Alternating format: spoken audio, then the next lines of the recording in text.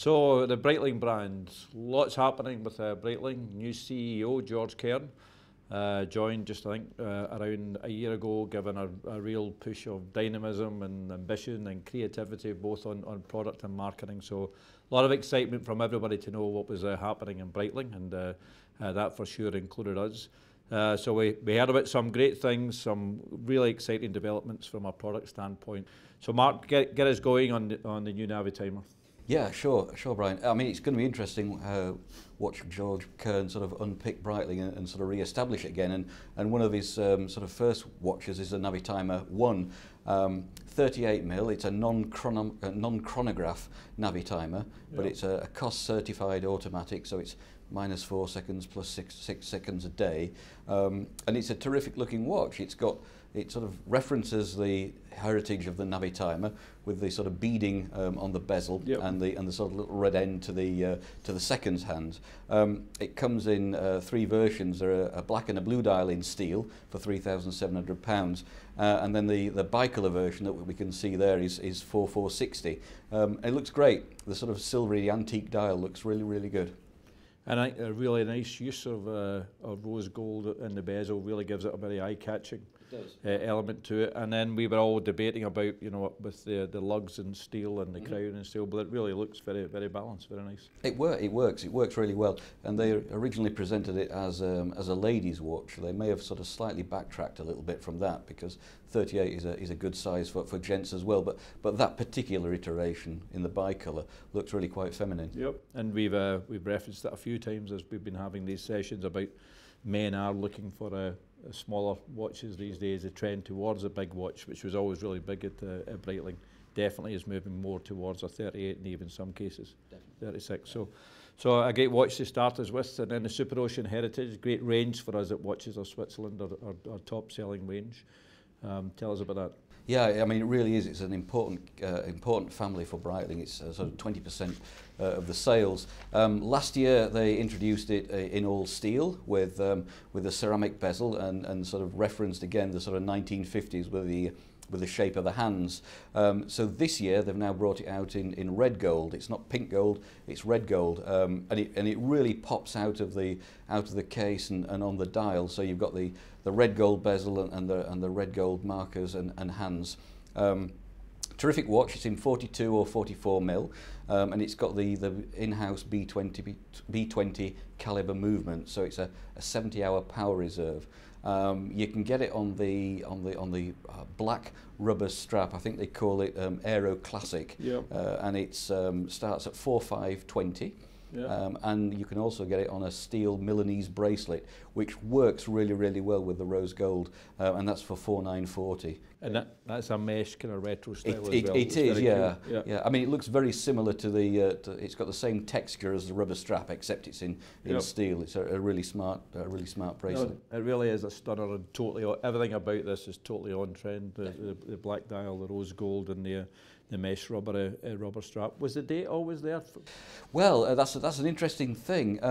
There's lots of dates now appearing at 6 o'clock. Certainly more dates than I have in my life. But anyway, there's lots of dates at 6 o'clock.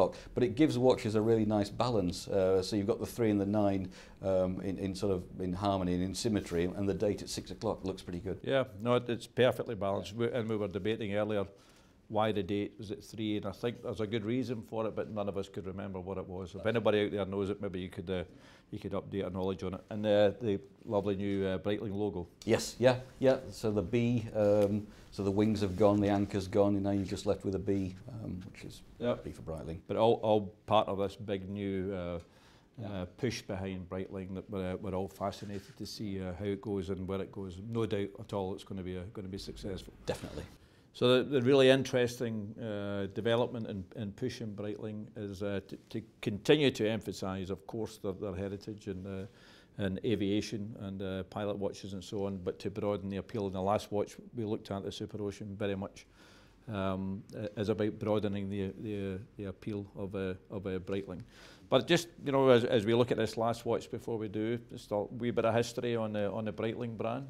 Well, Breitling have been synonymous with developments in horology for many a year. I mean, they were the first manufacturer to make the automatic chronograph, and they also were instrumental in making the 2-button stop-start reset on a chronograph, and I think that was in 1962. So the chronograph look that everybody looks at and sees today, where there's 2 buttons, one at 2 o'clock and one at sort of 4 o'clock, and then the crown in the middle, Breitling kind of created that look. Yep. So their DNA, their fingerprints are all over chronographs that everybody wears today. Yep, and I think really interesting, George Kern and his team have really looked back into the archives and really found them in the old adverts that they've been showing of Breitling from all days. Really fantastic product and great imagery and so on. And then under Terry Snyder and his ownership, which was fantastic for Breitling, but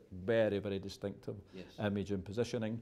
And now in some ways it's come back to the heritage. So really interesting times. But going back to our heritage in aviation, and very close to home for us here in the UK, a real celebration of the 100 years with an RAF with their RAF watch.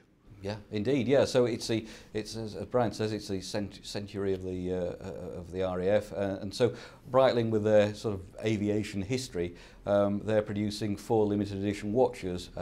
There's a portion of the money that's raised by selling these watches that's going to go to the RAF 100 appeal, which so that's a really good cause. And the watch we see here is the Sky Racer. So it's a quartz movement. It's in their bright light, super light material. It's got the RAF logo on, and it's £1,800. And they're only making 100, so it's going to be quite a rarity. I mean, the other models included, there's an aerospace at 3650, again with the RAF logo, 100 of those as well.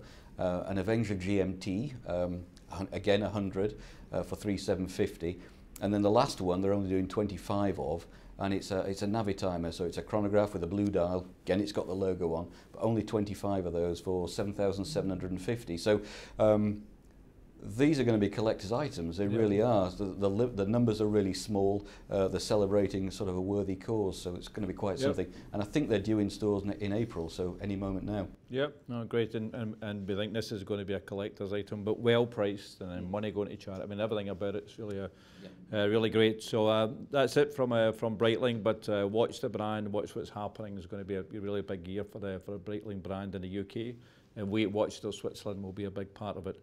So join us with some other videos we have coming up of the world's great luxury watch brands from Basel 2018.